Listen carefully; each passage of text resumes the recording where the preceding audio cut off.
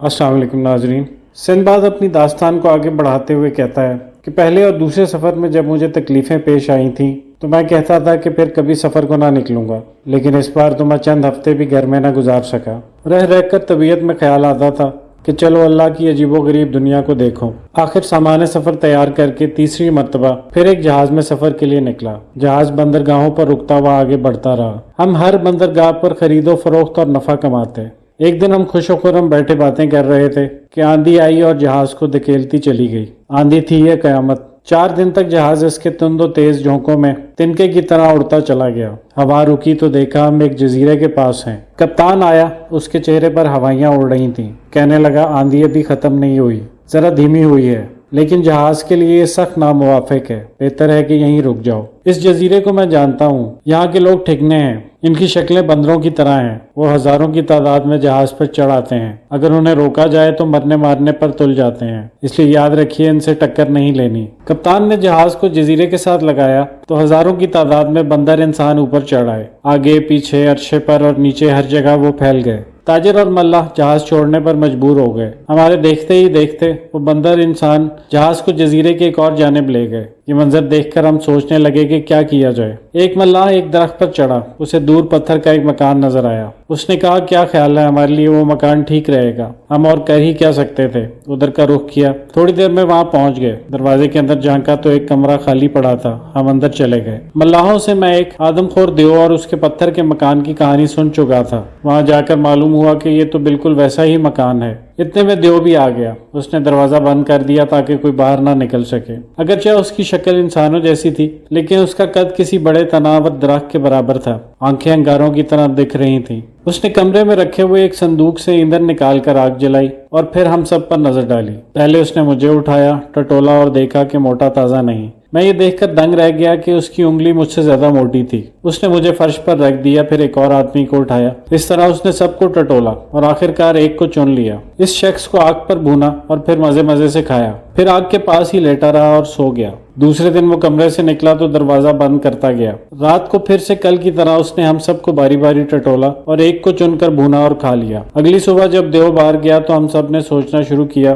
کہ اس ظالم سے چھٹکارا پانے کی کوئی تدبیر سوچنی چاہیے، ورنہ ہم سب اس کا لقمہ بن جائیں گے۔ وہ اتنا بڑا تھا کہ ہم سب اس کے ایک بازو کو بھی مڑوڑ نہیں سکتے تھے۔ میں نے اپنے ساتھیوں کو ایک تجویز بتائی جو ہم سب کو پسند آئی۔ شام کو آیا، اس نے معمول کے مطابق ایک آدمی چنا اور اسے آگ پر بھون کر کھا گیا۔ اب ہم نے چھٹکارے کی سوچی سمجھی اسکیم پر عمل شروع کیا۔ 2 آدمیوں نے لوہے کی کچھ سلاخیں آگ پر سرخ کی، دوسرے 2 آدمیوں نے جلتی لکڑیوں سے دروازے میں راستہ بنایا، باقی آدمی کمرے میں رکھے ہوئے بڑے صندوق کو بڑی خاموشی سے اکھاڑنے میں لگ گئے تاکہ اس سے کسی نہ قسم کی کشتی بنا لی جائے۔ سب چیزیں تیار ہو گئیں۔ ہم نے بڑی دلیری سے لوہے کی گرم گرم سلاخ دیو کی آنکھوں میں گھسیڑ دی اور پھر صندوق کے تختے اٹھا کر ہم سب سمندر کی طرف سر پٹ بھاگے۔ دیو نے زبردست شور مچایا۔ ہم نے ان تختوں سے بیڑا بنایا اور سمندر میں اتر کر اس پر بیٹھ کر پتواروں سے اسے کھینے لگے۔ اتنے میں کیا دیکھتے ہیں کہ دیو کو اس کے 2 دوست کنارے کی طرف لا رہے ہیں۔ انہوں نے ہمیں دیکھا تو بڑے بڑے پتھر اٹھا کر پھینکنے لگے۔ ہر پتھر اتنا بڑا تھا جتنا ایک چھوٹا مکان ہوتا ہے۔ اتفاق سے پہلا پتھر تو ہم سے دور گرا، لیکن دوسرا ہمارے قریب گرا اور کچھ لوگ اس کی زد میں آ کے مر گئے۔ خوش قسمتی سے چند آدمی بچ گئے جن میں میں بھی شامل تھا۔ پھر تند و تیز ہوا چلنے لگی، سمندر میں موجیں اٹھنے لگی۔ کئی دنوں تک ہم موجوں کے تھپیڑے کھاتے بہتے جا رہے تھے،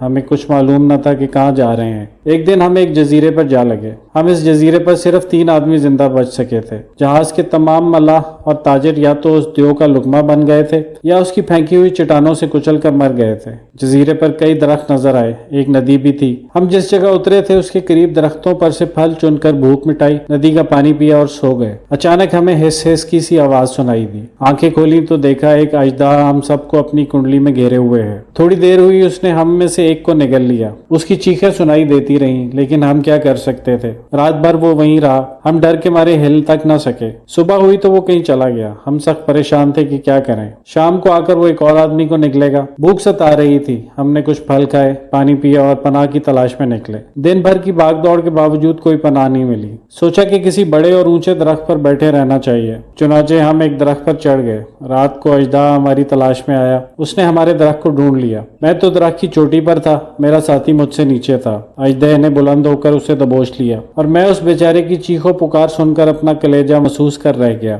صبح ہوئی تو اژدہا کہیں چلا گیا اور میں تنہا رہ گیا۔ یہ بات یقینی تھی کہ اگر میں نے بچاؤ کے لیے کچھ نہیں کیا تو آج رات میری باری ہوگی اور میں اس بے رحم اژدہے کا لقمہ بن جاؤں گا۔ میں سوچتے سوچتے سمندر کے کنارے جا نکلا۔ میں کنارے کے ساتھ ساتھ چلا کہ ہو سکتا ہے کوئی ایسی چیز مل جائے جس کے ذریعے میں سمندر میں تیر سکوں۔ اتفاق سے کچھ تختے پڑے مل گئے۔ میں نے رسیوں سے ان تختوں کو اس طرح جکڑا کہ ایک صندوق سا بن گیا۔ اسی کام میں شام ہو گئی۔ اب اژدہے کی پھنکار سنائی دی۔ میں نے خود کو صندوق میں بند کر لیا۔ اژدہا اپنا منہ صندوق کے چاروں طرف گھماتا رہا، لیکن لکڑی کے تختوں کی وجہ سے وہ اب مجھے اپنے منہ میں نہیں دبوچ سکتا تھا۔ پھر وہ چلا گیا۔ میں صبح اس صندوق سے باہر نکلا اور اسے مضبوط کیا، پھر کچھ پھل اور پانی لے کر اس میں رکھ لیا اور اس کو پانی میں اتار کر خود اس میں بیٹھ گیا۔ اوپر چلچلاتی دھوپ تھی اور نیچے موجوں کے تھپیڑے۔ سمندر میں کوئی دیوار تو ہوتی نہیں کہ میں کہیں رکتا۔ موجیں کبھی صندوق کو ادھر لے جاتی اور کبھی ادھر۔ میں ہوا اور موجوں کے رحم و کرم پر تھا۔ خوش قسمتی سے میرے پاس سے گزرتے ہوئے ایک جہاز کے ملاحوں نے مجھے دیکھ لیا۔ وہ جہاز کو قریب لائے اور مجھے اس آفت سے نکال کر اپنے ساتھ لے گئے۔ مجھے ہوش آیا تو لوگ میرے ارد گرد جمع تھے۔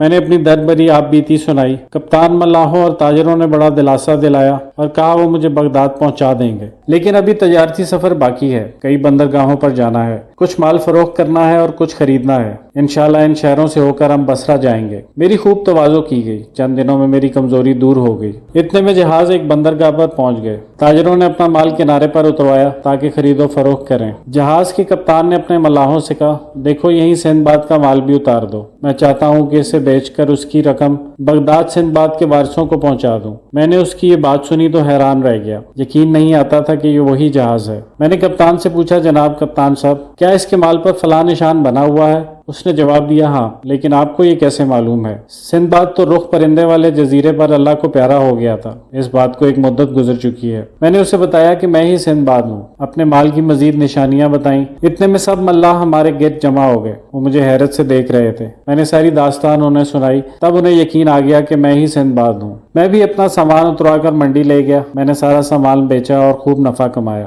اس رقم سے میں نے ایسا مال خریدا جو بغداد میں اچھی قیمت پر بک سکے۔ جہاز مزید ایک دو بندرگاہوں پر رکا، وہاں بھی خرید و فروخت ہوئی اور اللہ تعالیٰ کی مہربانی سے مجھے تجارت میں خوب فائدہ ہوا۔ آخر ایک دن ہم بصرہ پہنچ گئے۔ وہاں سے میں بغداد گیا اور پورے مال کو اچھے خاصے نفع پر بیچ دیا۔ ایک بار پھر میں مال و دولت کا مالک ہو گیا۔ دوستو، اگر زندگی رہی تو کل میں آپ کو اپنے چوتھے سفر کا حال سناؤں گا۔